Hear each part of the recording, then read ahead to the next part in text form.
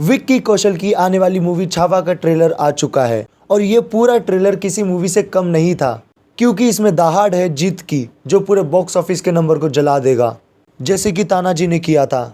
जिनको नहीं पता है तो विक्की कौशल ने मराठास के अनसंग वॉरियर छत्रपति संभाजी महाराज का रोल प्ले किया है और भाई साहब इन्होंने जो फाड़ा है ना, मतलब ये आदमी एक यूनिवर्सल एक्टर बन चुका है जिसे फ़र्क नहीं पड़ता है कि रोल कितना बड़ा है, कितना इम्पोर्टेंट है, कितना चैलेंजिंग है और कितनी रिस्पॉन्सिबिलिटी है उस रोल में।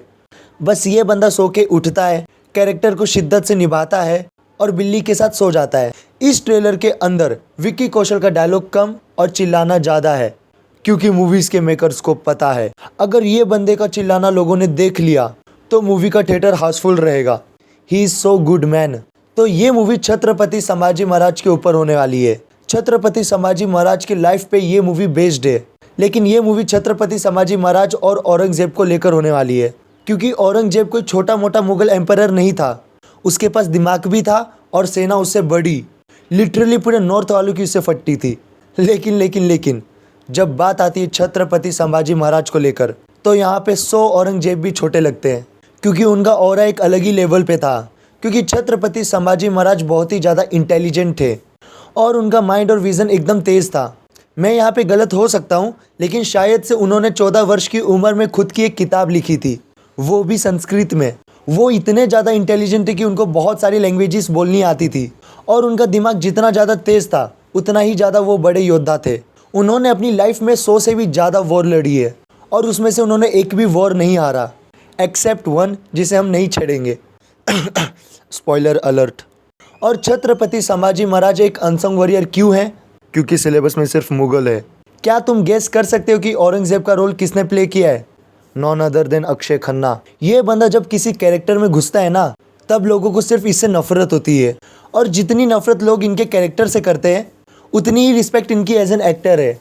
और भाई शॉक्ड मत होना अगर विक्की कौशल के लेवल पे आके ये बंदा खड़ा हो जाए, क्योंकि ये होना ही है। दृश्यम देख लो, ये बंदा तुम्हें बताएगा कि औरंगजेब की पर्सनैलिटी कैसी थी। इसके ट्रेलर में देखने को भी मिलता है जब औरंगजेब अपनी ईगो के वजह से छत्रपति संभाजी महाराज को मारने के लिए अपने सारे सेना को लेकर आता है, लेकिन छत्रपति संभाजी महाराज औरंगजेब के लाखों सेना को शतरंज का दिमाग लगाकर और छावा बन के औरंगजेब को टक्कर देते हैं। और हाँ, छावा का मतलब होता है शेर का बच्चा, लेकिन ये बंदा शेरों का बाप है और ये झुकने वाला नहीं है। इस पूरे ट्रेलर में इतने सारे ब्यूटीफुल सिनेरियोज थे कि मज़ा आ जाता है, जैसे कि छत्रपति संभाजी महाराज का किला हो या उनका लोगों को मोटिवेट करने वाला सीन हो, उसे देखकर दिल एकदम गार्डन हो जाता है। और जब वो सीन आता है ना तो पूरा गुज़बम्प आ जाता है।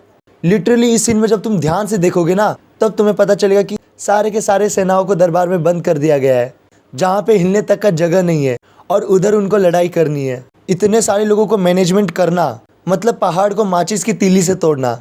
और भाई वो रस्सी पे लटकने का किसका आइडिया था? क्योंकि जब तुम रस्सी पे लटकते हो ना तो वहाँ पे मोशन का कंट्रोल नहीं होता है, और वैसे सिचुएशन में लटक कर तलवारबाजी करना आसान नहीं है। बट सारे के सारे लोगों ने कमाल किया। और फिर जंजीर वाला सीन ले लो, क्या ही गजब का केओस देखने को मिलता है। और जब तुम उस सीन में एक फ्रेम को जूम करोगे ना, तब वहाँ पे ध्यान से देखना, उधर बहुत सारे लोगों की लाश पड़ी हुई है, जिसे ऑफकोर्स छत्रपति संभाजी महाराज ने मारा है। और जब इतनी चीज़ों के ऊपर बात कर लिया है तो इस पूरे ट्रेलर का मनी शॉट कैसे मिस कर सकते हैं, जब शेर का बच्चा शेर से लड़ने उतरता है। और वहाँ पे जब तुम नोटिस करोगे तब तुम्हें देखने को मिलेगा कि छत्रपति संभाजी महाराज अपने दिमाग का कैसे इस्तेमाल करते हैं, और उसी वक्त वो शेर का मुंह फाड़ के दांत तोड़ते हैं। तो देखो यारो, इस ट्रेलर में बहुत सारी डिटेलिंग थी जो इस ट्रेलर को और खूबसूरत बना देती है।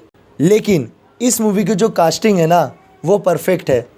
और मेरा इस मूवी को लेकर एक्साइटमेंट अभी और बढ़ चुका है, क्योंकि छत्रपति संभाजी महाराज की कहानी ऐसी है जिसे सुनने के बाद लोगों का दिमाग बौखला जाता है। लोगों को विश्वास नहीं होता कि ऐसा वॉरियर एग्जिस्ट कर सकता है, क्योंकि उनकी कहानियाँ इमेजिनेशन से बाहर है। लेकिन ट्रस्ट में भाई लोग, जो तुम देखने वाले हो ना, वो सारा का सारा सच है, क्योंकि मैंने उनकी कहानियाँ पढ़ी है। बस ये मूवी उस चीज़ को बिना एग्जरेट करे ईमानदारी से जस्टिफाई कर दे।